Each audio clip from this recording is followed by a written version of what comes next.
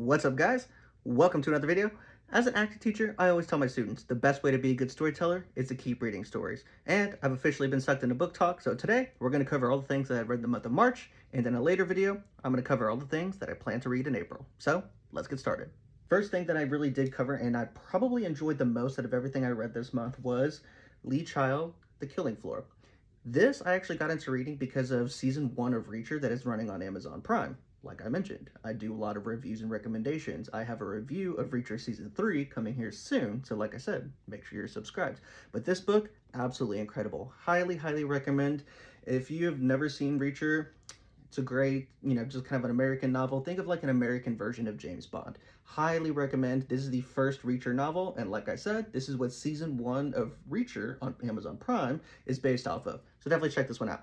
To number 2, I am an acting instructor and an actor myself, and I went ahead and, even though I've already read it, jumped back into this, one of my favorite acting books, and look how small it is. It's crazy that a book this small has so much great knowledge. If you've ever wondered what it's like to be an actor, or maybe you're an actor looking to refresh yourself or get some new recommendations, tips, tricks, anything like that, why not learn from one of the greats, Michael Caine himself. This is actually based off of his workshop that he taught, and I highly, highly recommend it, whether you're an actor or not. I enjoy reading just about everything, and I definitely enjoy those horror type books, and sometimes a little bit of the gory ones really interest me. I love a good slasher film, so I think that's where that interest comes from. And so I jumped into, because, like I said, book talk got me, and I enjoyed reading The Girl Next Door by Jack Ketchum. Now, this is a pretty gory kind of a book. It does, in my opinion, take a little while to get going, but that's not a bad thing. And whenever I say it gets gory, it really gets gory. If you are sensitive to sexual content, body mutilation, anything like that, give this one a skip. If you enjoy a good slasher, like, I'll give you a good example. If you enjoy the Terrifier movies, this one might be up your alley. So definitely check this one out if you enjoy that horror slasher kind of Terrifier type ambiance and a little bit of that gore and body horror. This one could be for you. But, like I said, proceed with caution. It does get a little violent. And my next recommendation is actually one of the newer books that came out this month, and I know a lot of people have already read it, and a lot of people have a lot of mixed feelings, but what I do know and what I've realized is from a lot of my friends that have read this book, they really enjoyed it. And I'm talking about Sunrise on the Reaping. This I bought as soon as it came out, as soon as it was released on release day. I totally forgot that this book was coming, and I happened to just stumble into my neighborhood bookstore. Shout out Katie Budget Books. Fantastic place if you are in the Houston or Katy area. Check them out. They are great.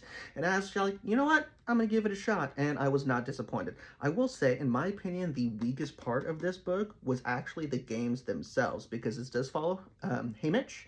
And we actually already knew quite a bit about his games, and everything on the outside of the games before and after, and including the epilogue, was more interesting than the games themselves, because we already had so much information about how the games unfolded for him.